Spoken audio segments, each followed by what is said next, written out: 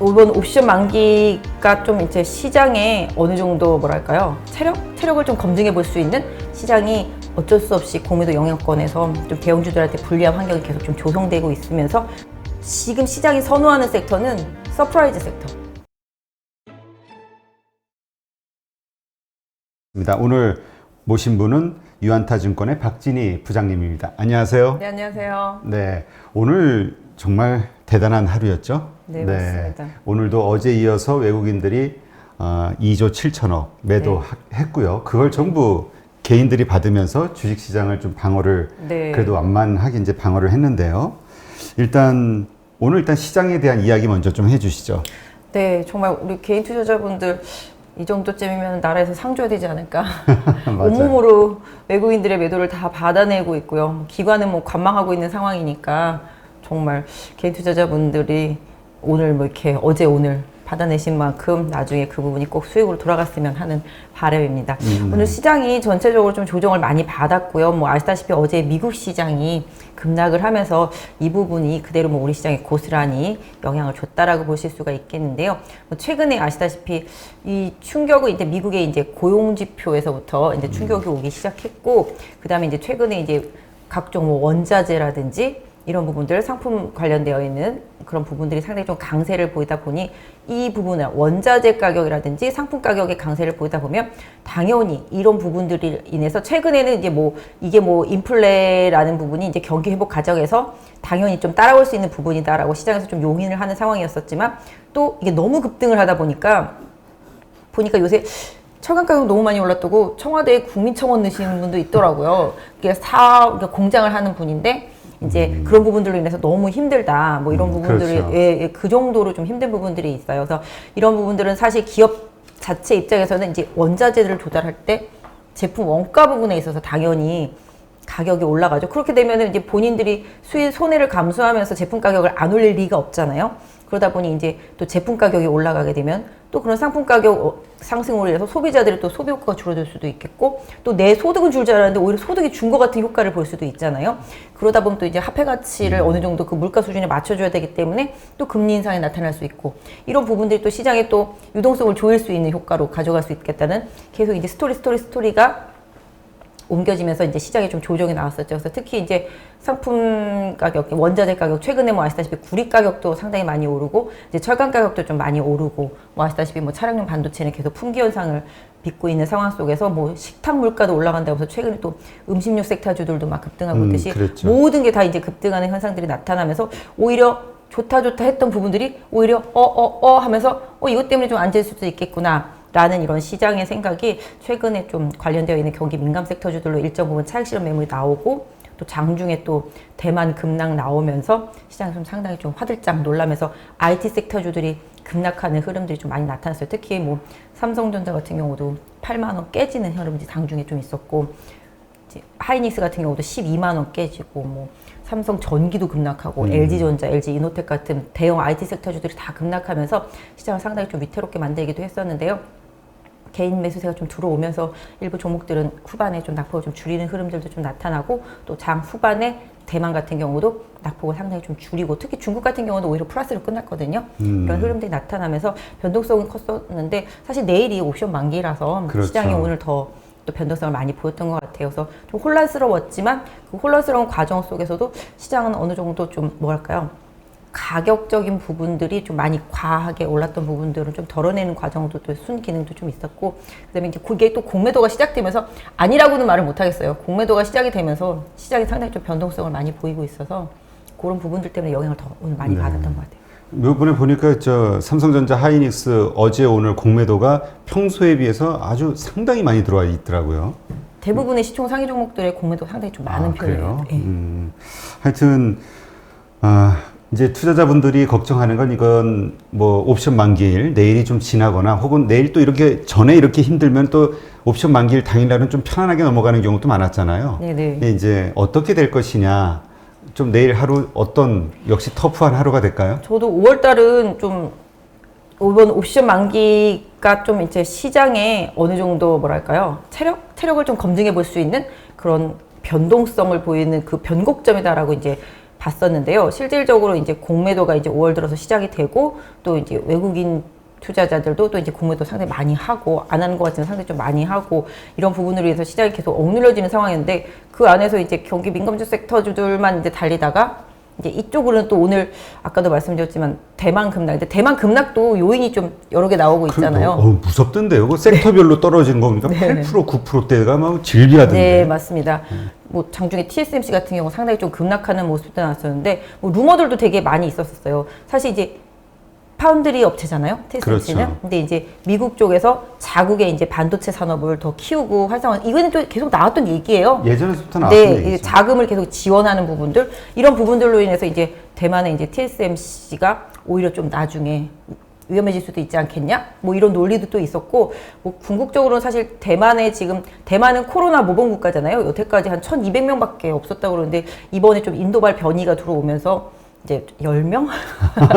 참 우리가 볼 때는 어이없는. 그니까요. 그래서 근데 그렇게 됐는데도 뭐 대만 보건당국에서는 뭐 전체 셧다운을 가능할 수도 있겠다라는 얘기를 하니까 아, 참 대만은 무서운 나라다 생각이 드는데 그러다 보니 이제 또 TSMC 같은 거 말고 그 외에 이제 특히 대만 같은 경우는 IT가 대부분이잖아요, 지수에서. 네. 네, 그래서 IT 섹터 쪽들이 더 많이 빠지고 이런 걸로 말미암아서 이제 국내도 관련 섹터주들 사실 외국인들의 시각에서 볼 때는 뭐 대만, 뭐 한국, 중국 다 마찬가지로 그냥 아시아 이머징 시장으로 생각을 해서 MSCI 네. 이머징 국가니까. 네, 그래서 매도를 하지 뭐 이렇게 해서 대만은 이렇게 안 좋고 뭐 우리나라는 좋고 이렇게 따라보지는 않는 것 같아요. 근데 뭐 그냥 저도 이제 일개 개미라고 생각하고 개인적인 입장에서 보면 대만이 셧다운하면 우리나라 반도체한테 수혜 아닌가? 뭐 이런 생각을 개인적으로는 하는데 시장은 또 그렇지 않았던 것 같아요. 그래서 그런 부분들. 근데 또 반대로 오늘 중국 시장을 뭐 장중에 보신 분들 계실지 모르겠습니다만 중국 시장은 상당히 좋았었고요. 중국은 오히려 반도체, 자동차 이런 부분들이 상당히 선전을 했습니다. 특히 뭐 장중에 자동차 이제 4월달 지표가 나왔는데 전기차 쪽이라든지 이런 친환경차 쪽에서 상당히 고무적인 수치들이 나왔었고요. 물론 현대차, 기아차가 조금 생각보다 마켓 시어가 늘어나진 않았고 외제차들이 좀 많이 늘어나기는 했는데 중국 자체들은 상당히 많이 좋았었기 때문에 중국은 그런 부분들이 좀 많이 강한 흐름이 좀 나타났어요. 그래서 우리나라가 좀 차별화될 수도 있는 부분이 있겠지만 확실히 내일 만기라는 부분에 있어서요. 아까 말씀해 주신 대로 영향을 받았고 항상 만기 주간에는 일정 부분에 좀 패턴이 있어요. 뭐 그렇게 무슨 패턴이 있겠냐라고 생각하실 수도 있겠지만 지난주에 상당히 좀 강하게 올랐었잖아요. 그렇죠. 그리고 이번 주 월요일 날 또 상당히 좀 강했지 않습니까? 근데 항상 만기 주간에 접어들면은 만기 전주랑 변화가 상당히 강하게 나타나는데 특히 만기 전주의 흐름이 월요일까지 이어지면 보통 화요일, 수요일이 상당히 안 좋아요. 그리고 화요일, 수요일이 안 좋은데 수요일 중에서도 후반에서 이제 항상 2시 넘어서 반등을 하는데요. 오늘도 아마 보시면 2시 넘어서 시장이 확 한번 선물 반등하는 아마 모습 보실 수가 있을 것 같아요. 그리고 이제 오늘 밤 뭐 미국에 달렸겠지만 미국이 오늘 밤에 선전을 해준다라면은 아침에 좀 안도랠리처럼 시작하지만 또 한 번 더 밀거든요. 그 다음에 이제 끌어올리면은 이제 좋아지는 거고 만약에 미국이 오늘 밤에 안 좋으면 아침에 한번 밀었다가 다시 올렸다가 또 업다운을 좀 계속 주다가 좀 변화를 시도하거든요. 그래서 이런 부분들이 이제 만기 내일일 때 어떻게 될지 좀 봐야 되겠습니다만은 시장이 어쩔 수 없이 공매도 영향권에서 좀 대형주들한테 불리한 환경이 계속 좀 조성되고 있으면서 그로 인해서 섹터별 변화라든지 그 다음에 이제 종목별 변화 이런 부분들이 더 많이 커지고 있는 상황인 것 같아요. 그러니까 이게 선물 같은 경우는 거의 외국인들이 그냥 놀이터잖아요. 맞습니다. 예. 그러니까 내일 외국인들의 의도가 무엇이냐에 따라 달라질 수 있겠네요. 외국인 같은 경우는 뭐 이거 정말로 미국에서 빠지는 섹터는 그대로 우리나라에도 모사해서 매도를 하거든요. 그리고 이제 뭐 전체적으로 이머징 시장을 줄이자 그러면 이제 계속 매도가 나오긴 하지만 그 전까지도 계속 그런 흐름이긴 했어요. 이머징 시장 쪽에서 계속 매도가 있었잖아요. 국내에서도 그렇고. 그래서 그런 부분이 있었는데 뭐 이번엔 또 미국에서 뭐 경기 민감주들 빠지니까 오늘 우리나라도 그런 쪽 매도하고 또 이제 장중에 대만 급락하니까 또 IT 섹터 쪽도 매도 나오고 근데 기본적으로 패시브 자금들은 지난번에도 말씀드렸지만 그냥 시총 상위 종목 그냥 때리기 편한 대로 때리거든요. 그래서 그런 부분들 그 다음에 뭐 이따가도 뭐 종목 상담할 때 말씀을 좀 드리겠지만 기본적으로 지금 시장이 선호하는 섹터는 서프라이즈 섹터. 안 좋았지만 이제 앞으로 좋아질 수 있거나 실적이 서프라이즈를 계속 발표되는 기업들 중심으로 한 강세. 요새도 보시면 아시겠지만 오늘도 실적이 좋은 기업들은 안 빠졌어요. 롯데칠성 같은 경우 뭐 연일 달리고 있고 내수주잖아요. CJ제일제당도 상당히 강세 보이고 아까 장중에 뭐 인바디도 실적 나오면서 급등세 보여줬고요. 그 외에 뭐 종목들도 보시면 실적이 좋을 것으로 예상되는 기업들은 강세 보여주고 실적 서프라이즈가 없는 기업들한테는 매도를 때리는데 가만히 생각해 보시면 애널리스트들이 최근에 계속 레포트를 쓰잖아요. 지난번에 말씀드렸는데 하이닉스 실적 좋죠. 삼성전자 실적 괜찮았어요. LG전자 실적 더할 수 없이 좋았죠. 좋았죠. 이노텍도 좋았죠. 뭐 삼성전기도 괜찮았어요. 다 좋았어요. 현대차도 실적 좋았어요. 기아차도 좋았어요. 다 괜찮았었거든요. 근데 왜 팔어? 막 이렇게 됐었잖아요, 저희가. 근데 기본적으로 이 왜 팔어에 대해서 의문을 갖기 시작하면 끝도 없는데 왜 파는 거는 간단해요. 좋은 거는 알지만 더 얼마나 어떻게 좋아질지 아직 알 수 없어요. 다음 분기가 네, 맞아요. 의심이 된다. 네, 맞아요. 그래서 지금은 좋아도 다음 분기 더 좋아질 수 있는 여러 가지 환경적인 개연성이 생기면 그때는 다시 사겠죠. 하지만 지금으로 봤을 때는 그것들보다는 상품 가격이 올라가고 인플레로 인해서 수익이 계속 나고 정책 수혜를 받고 돈이 계속 투입되는 섹터 쪽들이 훨씬 실적이 좋고 코로나 때 피해를 받았던 섹터들이 점점 좋아질 수밖에 없으니까 사실 IT들은 코로나 때 피해가 거의 없었잖아요. 그렇죠. 그렇기 때문에 오히려 최악의 바닥을 찍고 더 좋아질 수 있는 쪽에서 더 수익을 추구하려는 게 또 시장의 습성이잖아요. 그러다 보니 살게 천지인데 굳이 저걸? 이러는 생각이 계속 그쪽을 누를 수밖에 없었다라고 보시면 좋겠고 최근에도 뭐 실적이라든지 여러 면에 있어서 컨택트주들 같은 경우, 소비주들 같은 경우 워낙 주가 흐름도 좋고요. 이런 부분들 계속 좀 공략하시라고 좀 말씀을 드렸던 이유도 이런 부분들이에요. 근데 또 어느 순간 되면은 시장 환경이 또 바뀌면 또 지금의 최악의 종목들이 최선의 종목이 될 수도 있겠지만 현재까지는 그 종목들을 강력하게 사서 수익을 낼 수 있는 자신도 없고 그런 돈 흐름이 투입되지도 않고 메리트도 없기 때문에 더 계속 매도가 나왔다라고 보시는 게 맞을 것 같아요. 네. 근데 하여튼 이번 뭐라 그럴까 이렇게 힘든 이 변동성이 심한 장에서 보니까 이제까지 주도 역할을 해왔던 뭐죠 건설이라든가 조선이라든가 네네. 이런 것들은 좀 많이 빠지고 오늘 좀 많이 빠졌죠. 네, 빠졌죠. 그리고 자동차 이제까지 좀 소외당하고 조정을 받아왔던 자동차들이 이제 좀 단단하게 버텨주는 네. 느낌을 받았거든요. 맞습니다. 오늘은 좀 자동차주들이 좀 선전을 했던 것 같아요. 그렇죠. 상대적으로. 네, 워낙 뭐 삼성전자, 하이닉스 뭐 이런 거 매도하면서 현대차, 기아차까지 팔려니까 좀 미안했었는지 이쪽 섹터를 좀 사더라고요, 보니까. 조금 샀어요. 네, 좀 사더라고요. 근데 뭐 기본적으로 이쪽 섹터도 차량용 반도체가 없어서 못 만들었던 것이지 차가 안 팔려서 못 만들었던 건 아니었거든요. 그렇죠. 네, 그렇게 된다면 아까 말씀드린 대로 중국에서의 자동차 판매 증가 부분 이런 부분들도 좀 영향을 줬을 수 있고요. 그다음에 5월달 말을 기점으로 해서 차량용 반도체 공급 부족도 좀 풀릴 수 있다라는 기대가 이런 부분들도 좀 영향을 줬다라고 볼 수 있겠고 자동차를 성장주라고 보는 사람은 사실은 별로 없고요. 제가 봤을 때는 자산주, 그다음에 가치주라고도 볼 수 있겠고, 뭐 실적주라고도 볼 수 있겠습니다. 그래서 소비주의 최고봉이 자동차. 원래 좀 돈이 생기면 좀 옷도 사보고 신발도 사보고 뭐 이것저것 좀 사보다가 좀 냉장고도 바꿔보고 테레비도 바꿔보지만 진짜 큰 돈 들어오면 자동차죠. 네, 그래서 소비의 최고봉은 자동차거든요. 그래서 일단 자동차 부분이 소비 끝판왕이다라고 보시면 맞을 것 같아요. 그래서 일단 조정도 많이 받았고 주가도 상당히 좀 저가권에 있다 보니까 좀 수급이 더 들어온 것 같아요. 그러니까 이런 생각을 하시는 분이 있더라고요. 그러니까 오늘 보여준 사실 어제도 좀 그랬고요. 네네. 오늘 이런 그 버텨주는 모습을 네. 보면서 네. 이제까지의 주도주들이 네. 이제 좀 꺼지고 이제부터는 이런 자동차 같은 이제까지 조정을 네. 받았던 것들이 앞으로 주도주 역할을 해주는 네. 거 아니냐 네, 이런 기대감을 갖는 분도 있더라고요. 그렇게 생각하실 수도 있겠는데요. 아까 말씀드린 대로 그 시총 상위 종목 자동차라든지 IT라든지 그런 종목들은 단순하게 수급이 바뀌어가지고서 단순하게 시장에 큰 변화에 있어서 바뀔 수 있지는 아까 말씀드렸던 대로 뭔가 환경에 큰 변화가 있어야 되는 부분이라고 생각하거든요. 그래서 지금 보시면 이제 철강 가격 랠리, 그다음에 이제 뭐 구리 가격 이런 부분들, 그다음에 이제 뭐 원자재 가격들도 마냥 랠리, 뭐 요새 뭐 닭들도 난리였었잖아요. 그래서 뭐든지 다 올라가서 내가 이러다 닭 한 마리 한 5만 원 가는 거 아닌가 뭐 이런 생각도 해봤었는데 이런 식으로 뭐든지 인플레. 근데 이게 시장을 잘 생각해 보시면 성장주에서 그때 가치주로 옮겨가고 네, 그런 부분들을 항상 말씀드렸었고 이제 실적이 항상 답이다라고 이 시간 통해서 계속 말씀드렸었는데 결과적으로 시장은 최악에서 최선을 추구하는 그런 전략을 쓰고 있는데 지금 마찬가지잖아요. 인플레 그다음에 경기 회복이 이게 당연시됐던 시장에서 지금의 선호주들이 계속 이제 유지가 되려면 결국은 미국에서 나오는 각종 지표들을 봐야 되겠죠. 요번에 이제 고용 지표도 마찬가지가 되겠고. 오늘 저녁에 소비자 네, 그 물가지수 맞습니다. 나오죠. 네, 네. 그것도 이제 전년 동기 대비를 해서 약 한 3.6 정도? 네, 이 정도가 컨센이거든요. 이거보다 더 높아지는지 낮아지는지 좀 볼 필요가 있겠는데요. 그래도 근데 이런 거 있습니다. 연준은 파월 마찬가지가 되겠습니다. 인내심이 상당히 강하다라고 볼 수 있겠고요. 파월이 거짓말쟁이가 되지 않으려면 분명히 2023년이라고 말했거든요.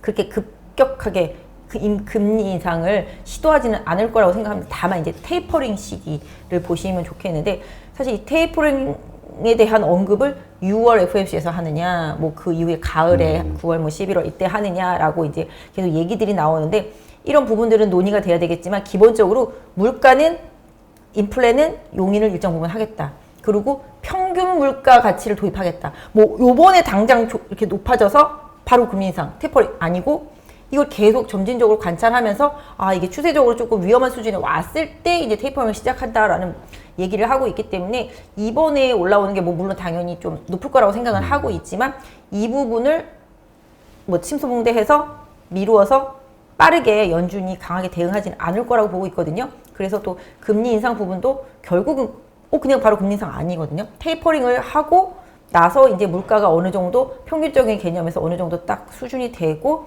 그다음에 고용이 어느 정도 안정이 되면은 이제 시작할 건데 아시잖아요. 요새 계속 뉴스 보셨다시피 미국에 지금 요번에 고용이 잘 안 나온 부분. 좋았죠. 고용 쇼크.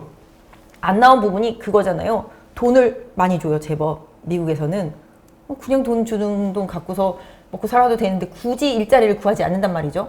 그 다음에 이제 자동차 쪽에서도 일자리가 많이 없었다고 하는데 이것도 당연히 이제 차량을 많이 못 만드니까 그랬던 부분이 있었고 그래서 실질적으로 미국의 고용 지표가 좋아지는지 더 악화되는지는 이번 가을에 보셔야지 알아요. 왜냐하면은 이제 돈 지급하던 부분들이 이제 그때 가면은 이제 거의 끝나게 되는 부분들이 생기기 때문에 돈이 떨어졌는데도 일자리를 못 구하게 된다라면 일자리가 없는 거잖아요. 그렇죠. 예, 근데 지금 보면은 아까 나온 기사를 좀 보니까 그래도 미국에서 이제 구인보다는 이렇게 일자리를 해서 사람을 뽑겠다라고 하는 이렇게 올린 그런 부분들이 상당히 좀 많았다고 그래요. 그러니까 결론적으로는 안 하려고 해서 일을 안 한 거지 자리가 없어서 안 한 거는 사실 아니다라는 부분들. 근데 이제 앞으로 경기가 정상화되고 좋아지게 됐을 때 이제 기업의 태도 변화를 보셔야 되는데 기업이 지금 바이든이 세금을 엄청 매기려고 그러잖아요. 그렇죠. 그러다 보니까 미국의 성장주 기술주들이 많이 빠진 거잖아요.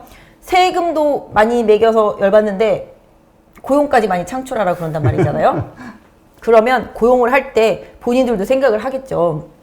이 사람을 뽑았을 때 어느 정도 효용 가치가 나올 수 있는지. 그러니까 일반적인 그냥 노무직인지 기술이 있는 부분인지 이런 부분들을 좀 생각하게 될 거란 말이죠. 지금은 뭐 일자리가 없으니까 뭐 스튜어디스라든지 이런 사람들도 그냥 서빙도 보고 이동직도 하고 이러면서 일을 했다고 그래요. 근데 시장이 정상화가 됐을 때 그 사람들이 마냥 그 일을 하지 않을 거잖아요.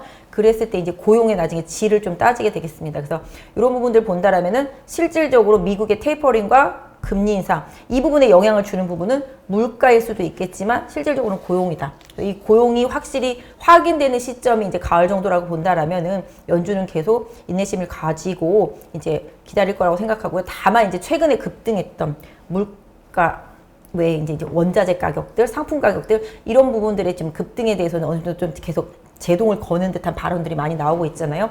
이런 부분들로 인해서 일정 부분에 좀 거품은 꺼질 필요가 있겠지만 아까 말씀하셨던 대로 시장의 체질, 성격 이런 부분이 급격하게 변하지는 않는다. 그래서 이번에 저도 좀 고민이에요.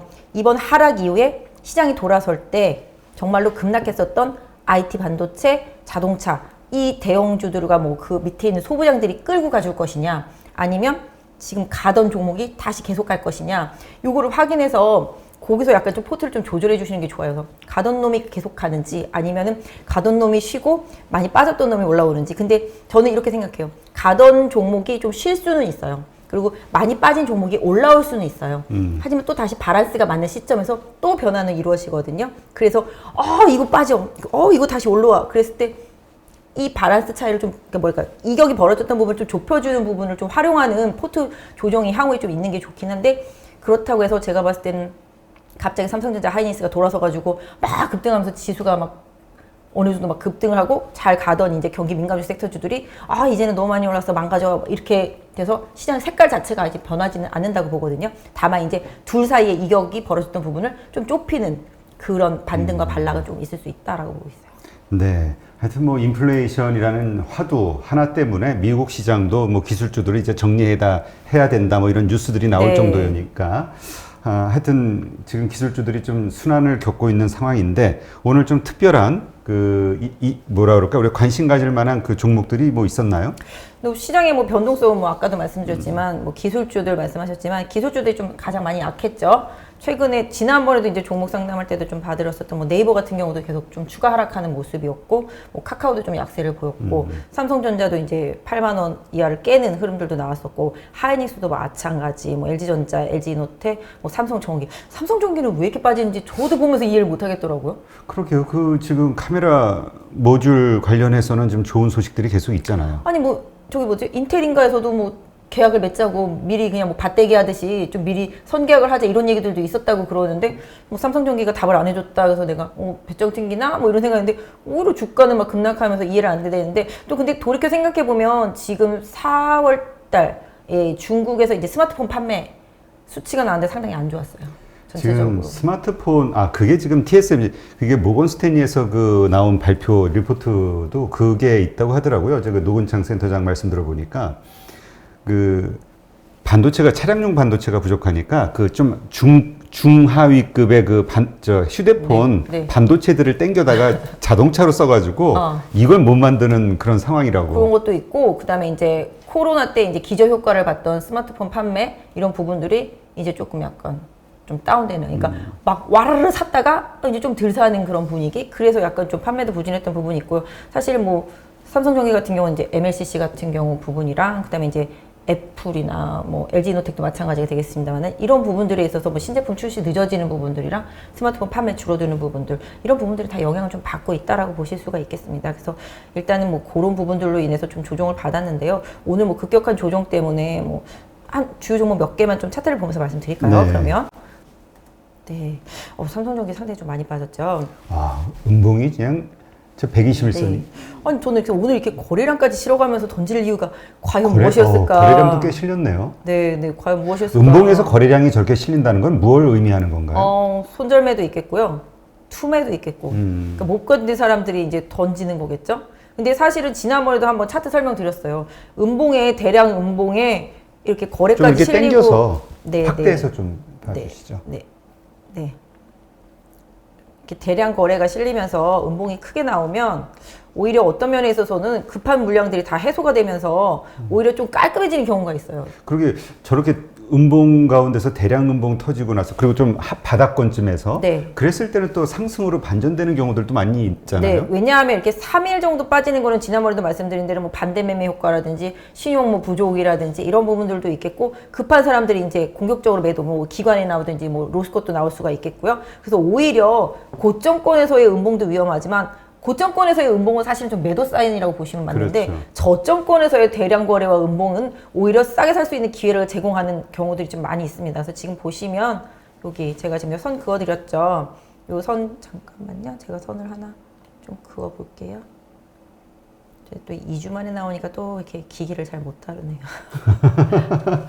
아유 진짜 기계치예요. 지금 이 선을 그어드렸는데요.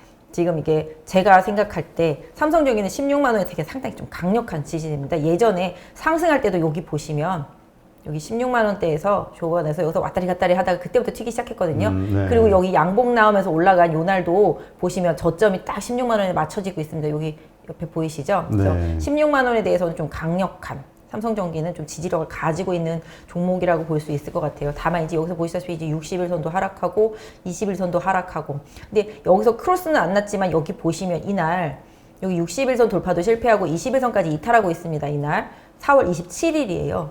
근데 둘 다 하향하고 있는 21선과 60일선이죠. 돌파 실패하고 빠지면 이거는 하락으로 가는 징조다. 급락으로 갈 수 있다라는 걸 좀 염두해 두셨어야 되는 차트라고 보실 수가 있겠어요. 뭐 과거를 가지고서 지금에 와서 해석하는 게 쉽다라고 생각할 수도 있겠지만 미루어 짐작할 때 여기서 강하게 19만 원대 여기 61선 여기 넘어가는 부분에서 강하게 반전이 안 되고 3일 동안 지금 계속 막히고 있습니다. 3일 동안 계속 막히고 여기서도 이미 고점 찍고 20만 원에서 저항받고 음봉으로 내려왔었는데 21선 옆으로 3일 흐르다가 쭉 빠져버릴 때는 리스크 관리가 좀 들어갔어야 돼. 이 종목을 갖고 계셨던 분들이라면. 그런데다가 이제 삼성전기가 특별한 호재도 없었고 그랬었기 때문에 또 시장에서 지금 미국도 마찬가지고 우리나라도 마찬가지로 IT 성장주 이런 부분들을 상당히 좀 지금 좋아하지 않는 상태였었기 때문에 그래서 좀 급락이 나왔는데요. 다만 오늘의 급락은 어떤 면에서 보면은 가격적으로는 메리트가 있는 가격이다라고 보실 수가 있을 것 같아요. 그래서 뭐 보유하신 분이 아직까지 손절을 안 했다라면은 굳이 쫓아가서 손절할 필요는 없을 것 같고요. 오히려 16만 원, 뭐 만약에 최악의 상황으로 빠져서 15만 원이 왔다. 그러면 뭐 매수의 기회라고도 좀 볼 수 있지 않을까. 어차피 기업이라는 부분들은 실적보다 주가가 더 많이 빠지면 다시 또 실적으로 수렴할 수 있는 상황이기 때문에 주가가 뭐 최악으로 가서 15만 원까지 온다라면은 저는 매수 찬스라고 보고 있고요. 뭐 거기까지 안 오더라도 16만 원대에서 확실히 좀 지지만 나타난다면 분할 매수를 시작할 수 있는 그런 구간이라고 좀 보겠습니다. 다만 이제 단기적으로 올라가더라도 걸리죠. 18만 원에서 100% 걸리게 되어 있습니다. 그래서 제가 생각할 때는 단기의 저점에서 사면 18만 원 부근에서 매도하는 단기 트레이딩 전략을 쓰고 시장의 좀 색깔 변화라든지 수급의 변화 이런 부분들을 좀 확인하시면서 좀 들어가시는 게 좋겠어요. 지금 보시면 연기금이 이틀 연속 강하게 매도를 하고요. 지금 사모펀드 계속 매도 나오고 있죠. 투신도 오늘 공격적으로 팔고 있습니다. 이런 부분들은 투신이 파는 거는 임의로 판다기보다는 뭐 로스컷일 수도 있겠습니다만 펀드 환매라든지 이런 부분들도 많이 겹쳐 있다라고 보실 수가 있겠죠. 개인이 오늘 상당히 좀 많이 받아주고 외국인 계속 팔다가 어제 오늘 공격적으로 파는 모습에서도 일단 이런 부분들은 좀 상당히 좀 수급적인 면에서는 좀 부담이 있다. 뭐 기타에서 일정 부분 사고 있습니다만은 그 부분은 크게 좀 도움이 안 되는 거라고 볼 수 있겠고요. 이제 공매도 좀 볼까요? 제가 이게 공매를 누르면 제 회사 거는 열리는데 제가 이거를 게스트는 아니지만 시세 전용으로 들어왔더니 이게 공매가 안 열리네요. 제가 나중에 요거는 저희 트레이딩 시스템 제가 다 여러 가지 기능을 좀 첨가해 갖고 와서 그때는 좀 보여드릴게요. 네. 누르면 공매가 보여져야 되는데, 네, 왜냐면 공매도 좀 보여드리려는데 많이 늘었어요, 공매도. 네, 그래서 그런 부분들이 있다라는 거 좀 참고해 주시고요. 일단 뭐 삼성전기 하나만 보더라도 이렇고, 그다음에 뭐 아까 말씀드린 하이닉스도 한번 볼까요? 근데 일단 삼성전기 같은 경우는 기본적인 기업 펀더멘탈, 그러니까 매출과 영업이익의 성장, 이거는 계속 가고 있는 거죠? 좋아지고 있는 이게 거죠? 생각하시면 이게 MLCC가 얼마 전까지만 해도 쇼트가 날 수 있다, 부족하다. 이런 얘기가 계속 있었었거든요. 삼성전기가 만들고 있는 MSC. 네, 맞습니다. 네, MLCC에. 그래서 이런 부분들이 나중에 이제 전기차나 자율차나 이런 부분으로 갔을 때 되게 소요량이 많거든요. 휴대폰에 들어간 거보다는 한 몇백 배씩 많이 늘어나기 때문에 삼성전기도 어떻게 보면 성장주였었고, 뭐 앞으로 전기차, 자율차 갔을 때 같이 성장할 수 있는 부분인데 또 생각해보면 자동차가 반도체 때문에 못 만들어서 못 팔았기 때문에 삼성전기도 그런 부분에서 좀 영향을 받았다고 생각해요. 그래서 자동차가 풀리면 역시 좀 같이 풀릴 수도 있지 않을까. 자율차라든지 이런 부분들이랑 또 애플도 향후에 좀 신제품 효과가 좀 나올 때 그때쯤이면 이제 LG 이노텍이랑 같이 좀 흐름을 좀 만들어낼 수도 있지 않을까 이런 생각을 해봅니다. 하이닉스 한번 볼게요. 언제는 SK자만 들어가면 주가가 날아갔었는데요. 요새는 SK자만 들어가면은 좀 안 좋은 것 같아요. 요즘 네. 아주. 근데 제가 지난번에도 이제 설명드릴 때 항상 이렇게 둥글게 가는 부분들, 이제 이런 부분들에 이렇게 캡이 씌워진 것 같은 이런 부분들을 좀 조심하시라고 말씀드렸고, 이제 이렇게 왼쪽 어깨, 오른쪽 어깨 갔어야 되거든요. 여기 더 높아지고 있는 상태였었기 때문에. 근데 추세상은 뭐 보시면 아시겠지만 지금 SK 하이닉스는 사실은 12만 원대에서는 항상 지지력이 나왔었거든요. 근데 오늘 깨졌어요. 11만 9,500원에 좀 마감이 되면서 역시 어제 오늘 얘는 좀 대량 거래가 많이 실려 있죠. 지금 보시면 이제 여기 이렇게 거래가 강하게 실려 있는 모습 보실 수가 있을 것 같아요. 최근에 이제 평균 거래량보다 상당히 좀 많은 모습 보실 수가 있겠습니다. 그래서 일단은 SK 하이닉스도 주가상으로는 뭐 빠질 만큼 빠졌다라고 볼 수 있겠는데요. 최악은 뭐 11만 원까지도 한번 고려하는 수준이 될 수도 있겠는데, 실질적으로 이제 SK 하이닉스가 11만 원 오려면 지수가 3,100이 일단 깨져야 되겠죠. 네, 3,100이 깨진다라면은 SK 하이닉스가 한 11만 원 정도, 뭐 최악일 때는 진짜 최악일 때는 10만 원 초반 정도, 한 10만 3천 원 정도 될 것 같아요. 여기도 진짜 최악일 때는 한번 고려하는. 이렇게 되면은 3,003 무너지는 거 아니에요? 그러면? 3,100 깨지고 여기까지 오면 한 3,000 한 3, 40, 50? 요 정도일 것 같습니다.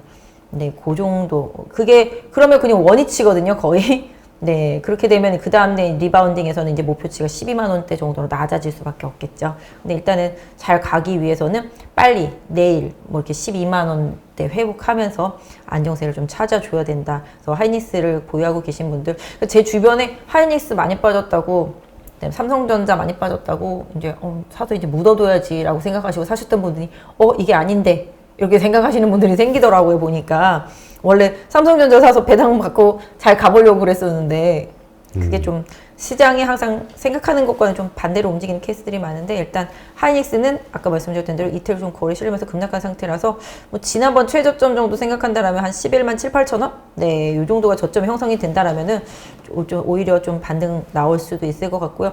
기술적으로 반등 나왔을 때 한 12만 7천 원? 요 선 정도가 1차 저항이거든요.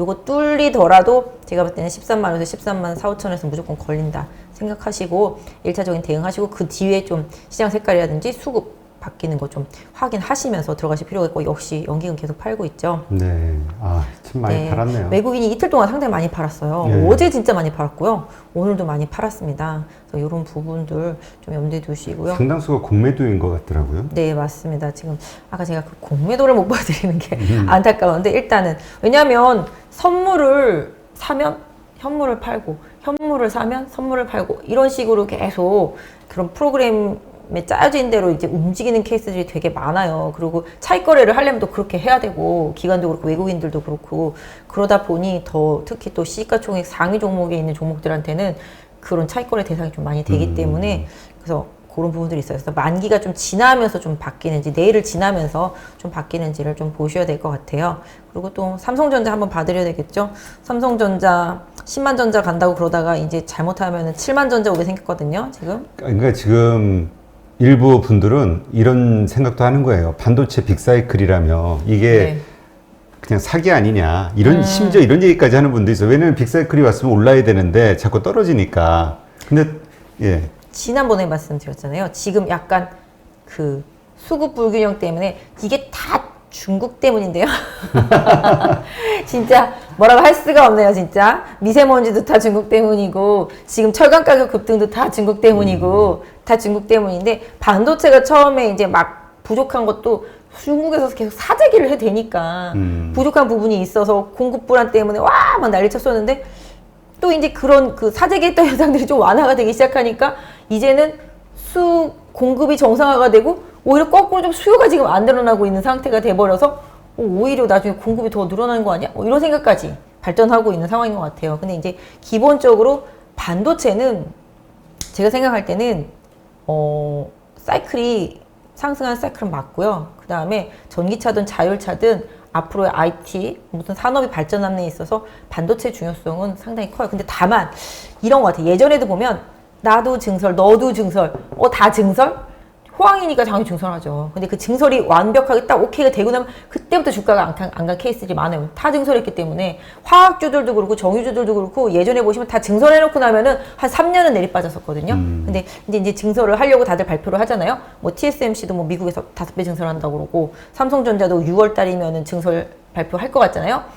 미국에 있는 오스틴 공장 같은 경우. 그래서 그런 부분들, 그러니까 그만큼 수요는 확실히 많아요. 근데 최근에 이제 여러 가지 시장 환경상 수요가 늘어나지 못하는 그런 환경에 있다 보니, 아까도 말씀드렸잖아요. 삼성전자가 계속 이제 10조 하면은 잘하는 거지만 서프라이즈가 없잖아요. 그렇죠. 뭐 10조다 한 15조 하면은 와 서프라이즈. 뭐 20조래 그러면 어머 미쳤어 막 이럴 수도 있잖아요, 주가가. 근데 10조 하다가 8조 되면은 사실 8조도 많이 버는 건데 얘네 이상한데? 막 이렇게 돼버리는 게 시장 현실이잖아요. 그러니까 삼성전자나 하이닉스가 지금 특별히 뭔가 좀 서프라이즈한 부분이 없는 부분에다가, 또 특히 미국의 이제 성장주들에 대해서 시장에서 좀 관대하지 못하잖아요. 세금 때문에 이익이 줄어들 것에 대한 우려감, 이런 부분들 감안해서 시장이 좀 비선호하고 있는 상태다. 다만 이제 여기 보시면은 코로나 이후에 삼성전자는 계속 주도를 하면서 시장을 끌고 왔어요. 네. 보시면 지금 3월부터 12월까지 올랐잖아요. 그렇죠. 그러면 몇 개월 올랐죠? 9개월 올랐죠. 9개월 올라고 지금 옆으로 횡보 조정, 박스권이라고 볼 수 있겠죠. 이 박스권 조정이 지금 거의 한 5개월째. 예. 한 5, 6개월 정도 조정받으면 좀 변화는 있을 것 같아요. 그래서 제가 봐도 한 다음 달 정도부터는 뭔가 변화가 있을 거라고 생각이 되는데요.